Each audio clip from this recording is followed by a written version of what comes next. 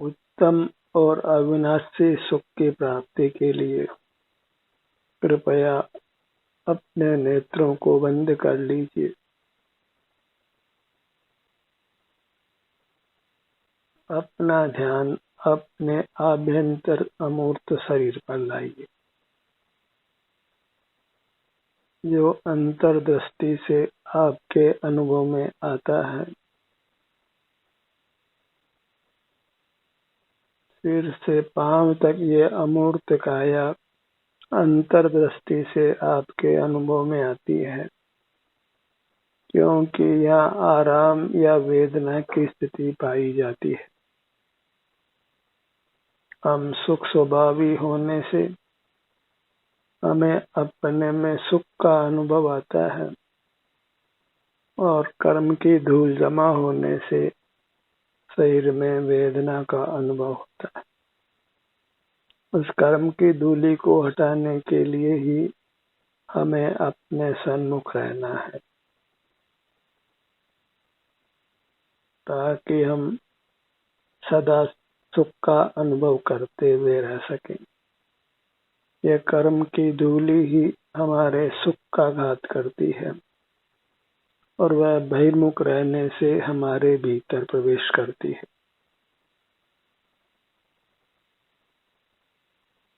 बहिर्मुखता पर लगाम लगाइए। बहिर्मुख रहकर हमने सुख के नाना प्रयत्न किए हैं, लेकिन अब तक जन्म मरण का अभाव नहीं हुआ। मूर्त काया के बंधन से हम मुक्त नहीं हुए। अब कुछ भिन्न उपाय कीजिए। वह भिन्न उपाय अंतर्मुख रहना है। अंतर्दृष्टि करके अपनी अमूर्त काया का अर्थात अपना एहसास करना है। अपने वास्तविक रूप को पहचानिए। जो इंद्रिय गोचर है वह आपका वास्तविक स्वरूप नहीं है। जन्म से पहले नहीं था और मरण के बाद नहीं रहेगा। तथापि आप पहले भी थे, जन्म से पहले भी थे और मरण के बाद भी रहेंगे, क्योंकि हमारी अमूर्त काया वह शाश्वत है, वह अविनाशी तत्व है। जगत में जितने भी पदार्थ हैं वे अनादि से हैं और अनंत काल तक रहेंगे। बस रूपांतरण होता है, इसलिए हम भी अनादि से थे और अनंत काल तक रहेंगे। और रूपांतरण नहीं हो इसके लिए अपने सन्मुख रहना है।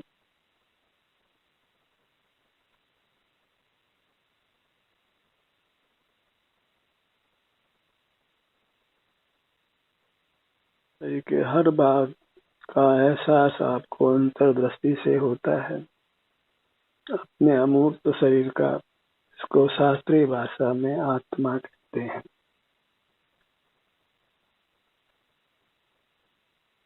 इसी आत्मा का अनुभव करने का सर्व धर्मों में उपदेश दिया गया है।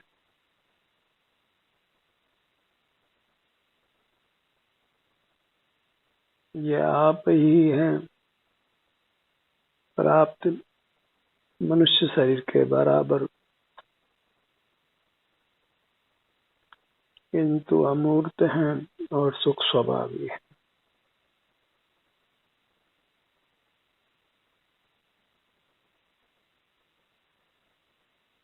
छोटे से छोटा भाग भी हमारे अनुभव में आता है।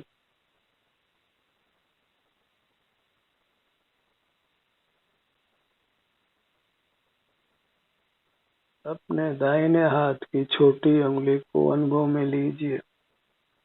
बिना आंखों को खोले ही यह छोटी उंगली जो आपके अनुभव में आ रही है वह अमूर्त है, और वह आपके आत्मा का आपका अंश है। आपकी अमूर्त उंगली है और इसमें आराम या वेदना की स्थिति होती है। यहाँ सुई चुभोई जाए तो वेदना होती है,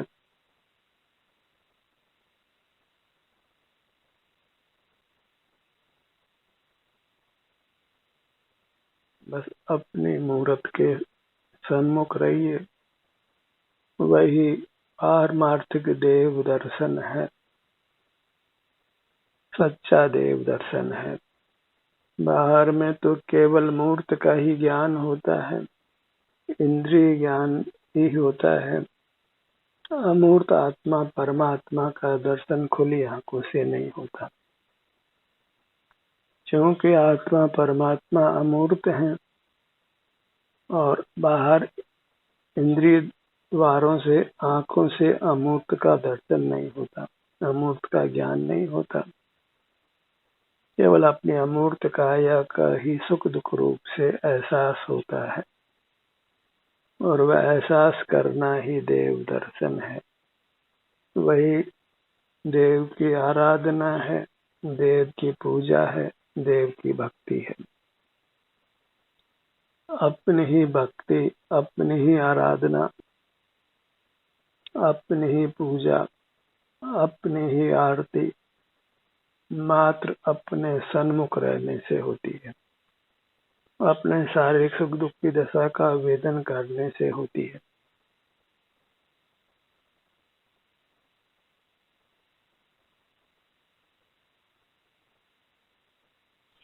और ये काम सुगम है,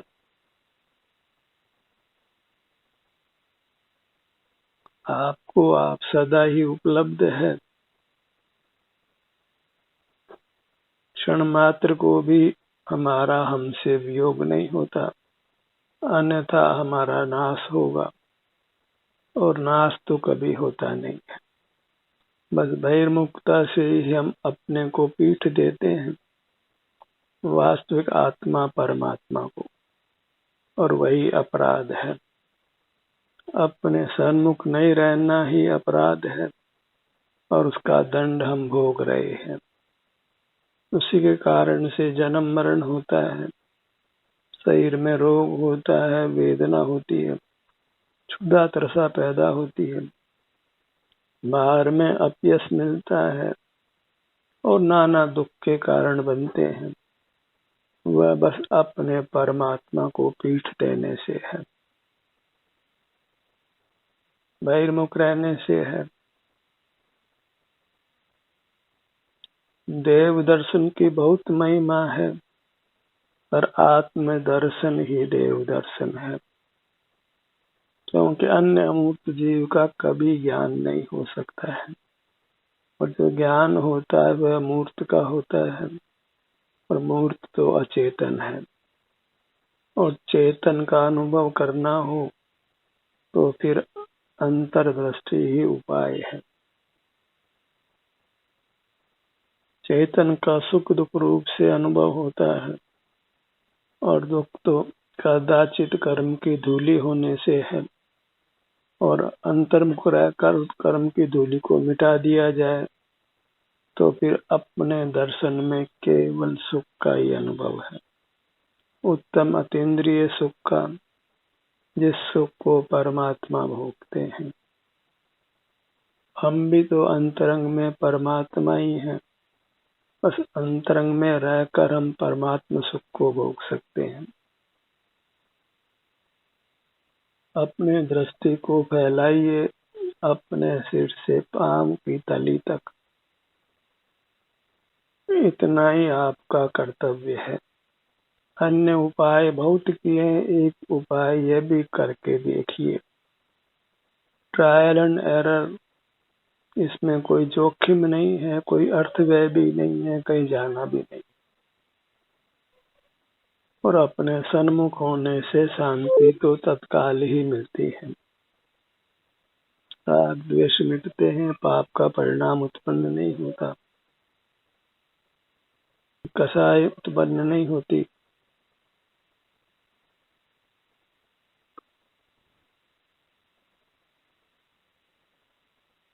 तो ये काम करने योग्य है, यही धर्म ध्यान है।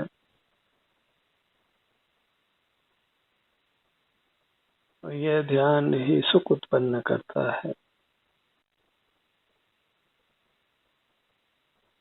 ध्यान को अग्नि कहा गया है, क्योंकि वह कर्म रूपी ईंधन को जलाती है।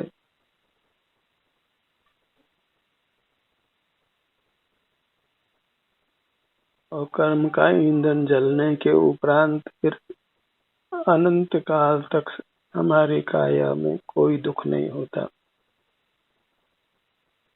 एकांत सुख का ही अनुभव होता है। और सुख का अंश तो हम अभी भी भोग सकते हैं, अपने ही काया का एहसास संवेदन करके, अपनी अमूर्त काया का। बाहर की मूर्त काया हमारे साथ बंदी होने से इसको भी हम हमारी काया भले ही कहें, पर वास्तव में ये मूर्त काया हमारी नहीं है, क्योंकि हमारी यहीं पर स्थिति है। इसलिए सिर से पांव तक ये मैं हूँ ऐसा सहज एहसास होता है, और ये एहसास करते हुए रहिए। यही पुरुषार्थ है, और पुरुषार्थ से ही मोक्ष की सिद्धि होती है, सुख की प्राप्ति होती है। बहिर्मुख जीव मोक्ष का पुरुषार्थ नहीं करता, इसलिए वह प्रमादी है, और प्रमाद बड़ा पाप है।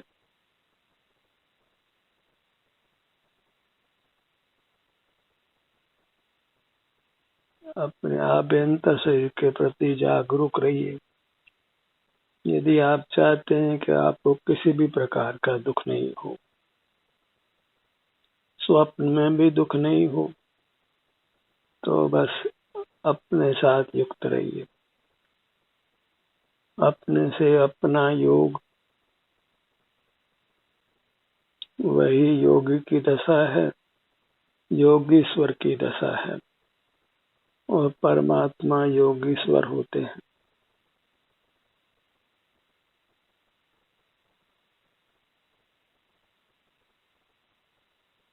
बहिर्मुख रहना ही भोग है,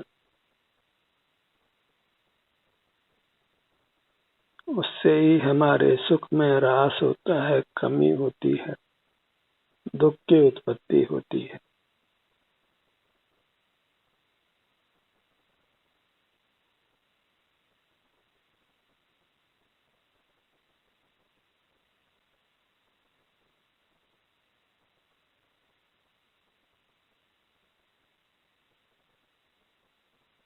सर्वधर्मों का यही सार है कि बाहर के दंड फंद से अपने को छुड़ाकर अपने आप का ही ध्यान करिए,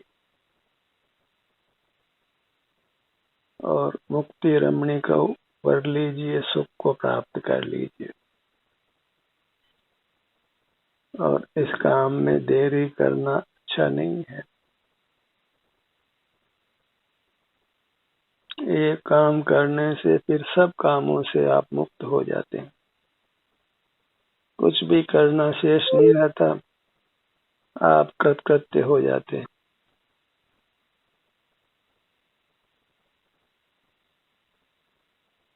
परमात्मा को कृतकृत्य कहते हैं, क्योंकि उन्होंने करने योग्य कार्य को किया है, और वह कार्य अंतर्मुख रहना है।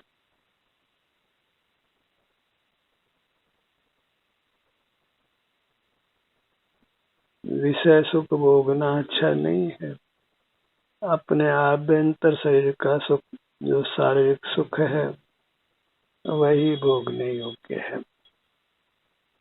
जो शरीर में आराम की स्थिति है, या कदाचित कर्म के उदय से वेदना की स्थिति है, वही अपनी अवस्था भोगने योग्य है। सुख दुख में समता धारण करके अपने सन्मुख रहिए। बाहर का सुख दुख नहीं भोगना है, बाहर नहीं रहना है, बहिर्मुख नहीं रहना है। अभ्यास करने से सब सिद्ध होता है। करत करत अभ्यास ते जड़मति होत सुजान। रसरे आवत जाते सिल पर होत निशान। अंतर्मुक्ता का अभ्यास करते करते यह जीव सकल कर्मों का नाश कर सकल मूर्त से छूटकर परमात्मा हो जाता है, बंधन रहित हो जाता है, स्वाधीन हो जाता है। वही निर्वाण की दशा है, परमात्म दशा है, जिसको हमने पाना है। सफल मनुष्य वही है जो परमात्म दशा को प्रकट कर लेता है। से सब तो इस मनुष्य जीवन में असफल ही हो जाते हैं। फल तो एक ही है, वह मोक्ष का फल है, निर्वाण की प्राप्ति है। वही सफलता है, बाकी सब असफलता है। स्कूल की पढ़ाई में सफल हो जाना कोई सफलता नहीं है।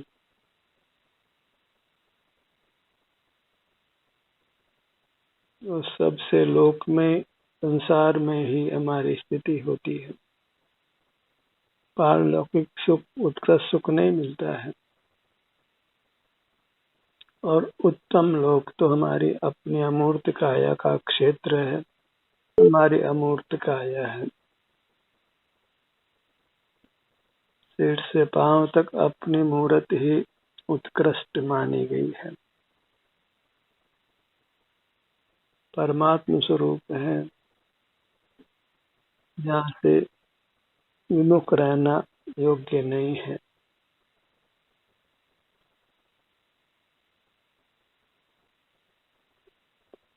अपने मध्य भाग में आइए।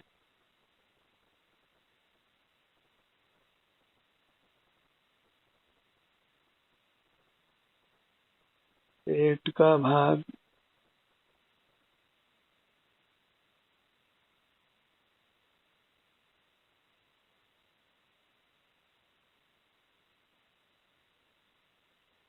मिश्री का छोटा सा टुकड़ा भी मिश्री होता है, मीठा होता है।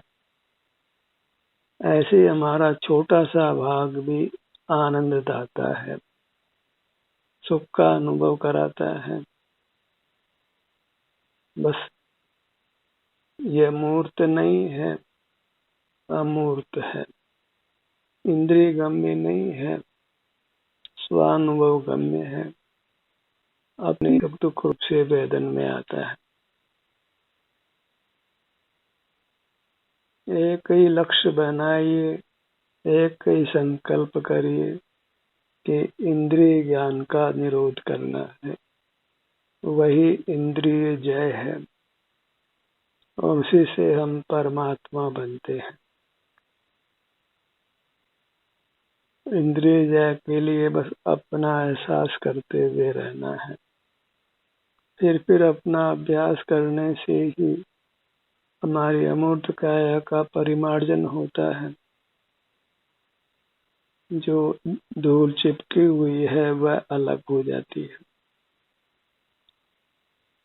बाहर की सफाई तो जन्म जन्म ने हमने की है, और वह तो पर की सफाई है, हमारी सफाई नहीं है।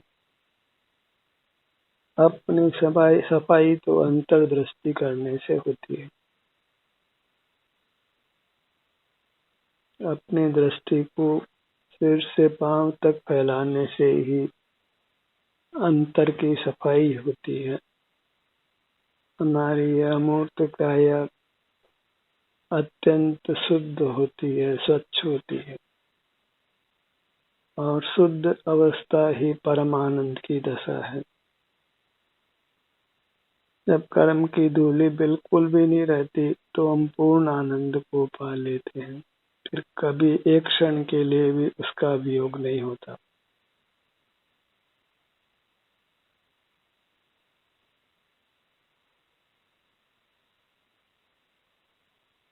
बहिर्मुखता में सुख को उपार्जित नहीं किया जा सकता है। बहिर्मुख रहकर जीव अपने को दुखी ही करता है, दुख ही उपार्जित करता है। दुख को कमाना बंद कीजिए और सुख की कमाई करिए। और सुख तो सिर से पांव तक इतना ही है। और आप जितना ही सुख लीजिए यहाँ उतना ही सुख बना रहेगा, किंचित भी कमी नहीं होगी, क्योंकि वह हमारी काया का एक परिणमन मात्र है।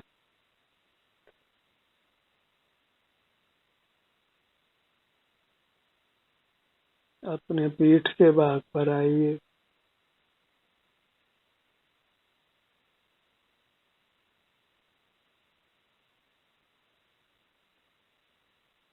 पूरा धड़ का भाग,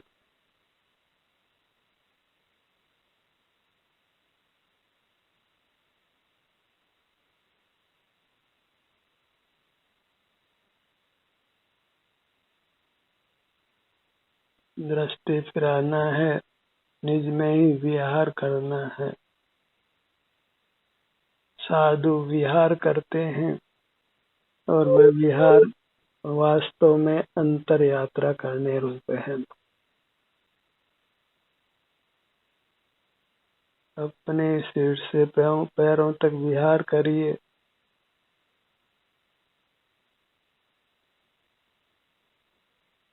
निज में ही नित्य विहार करना, विहार कर तू पर द्रव्य में। निज में ही रतिवंत बन, निज में ही संतुष्ट रहे, निज में ही बन तृप्त तू, उत्तम सौख्य हो जिससे तुझे।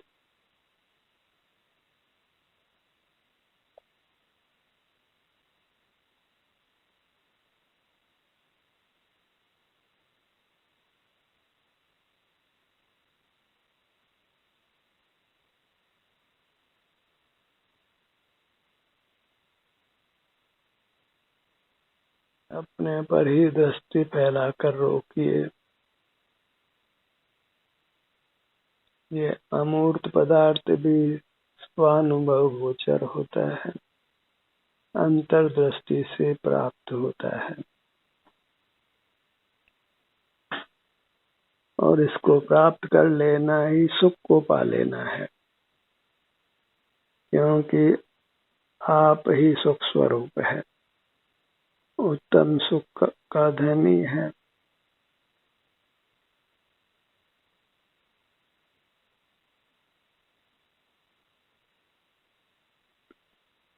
अपना स्वरूप ही मोक्ष स्वरूप है।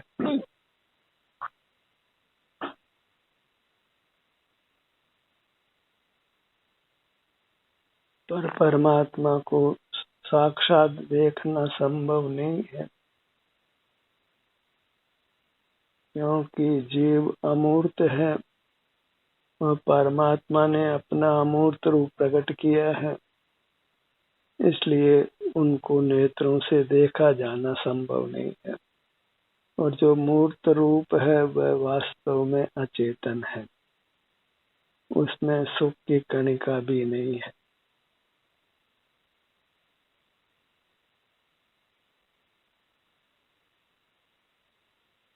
अपने दाहिने भुजा पर आइए।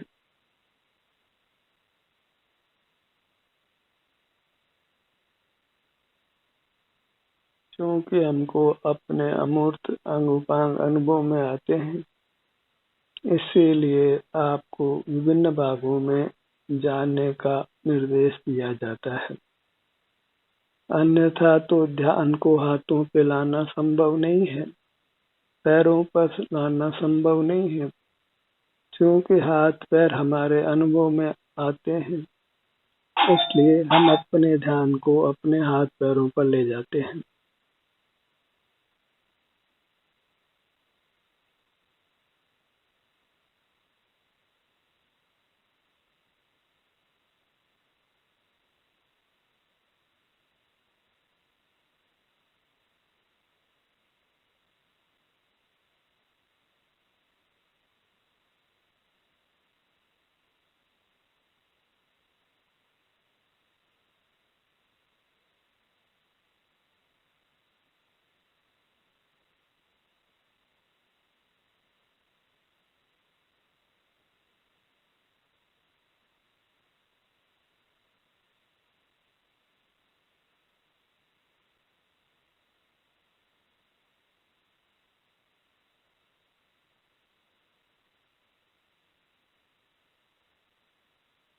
यदि हमें हमारा आत्मा अनुभव में नहीं आता तो फिर अनुभव करने का विधान होना संभव नहीं था।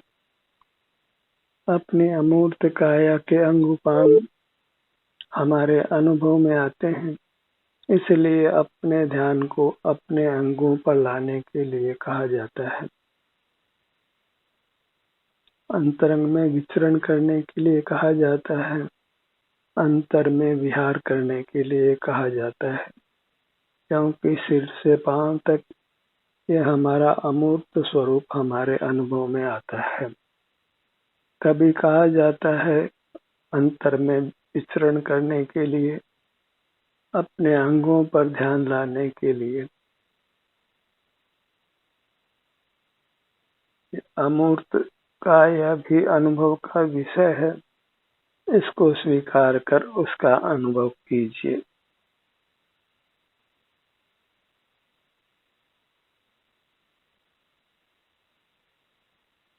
सिर से लेकर पांव तक हमें अपना संपूर्ण काया अनुभव में वेदन में आती है।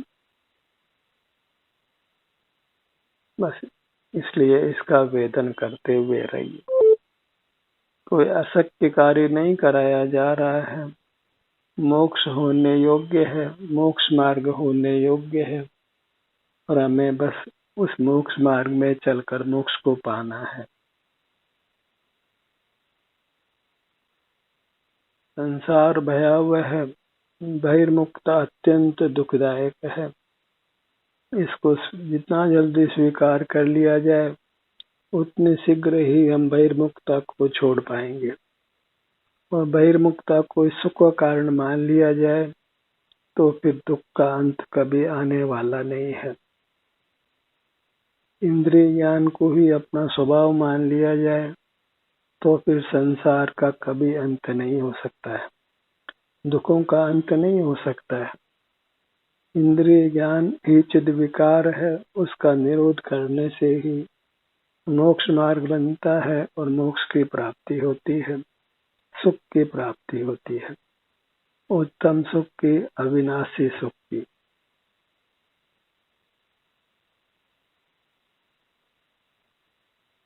बस अपने को ही पाना है, अंतर्दृष्टि करके अपने से युक्त रहना है। वही योग का जीवन है, सुख का जीवन है, वही उत्तम अवस्था है। उसी से यह जीव तीन लोक में पूज्य होता है। ध्यान का ये सत्र यही समाप्त होता है। आपकी सहभागिता के लिए धन्यवाद।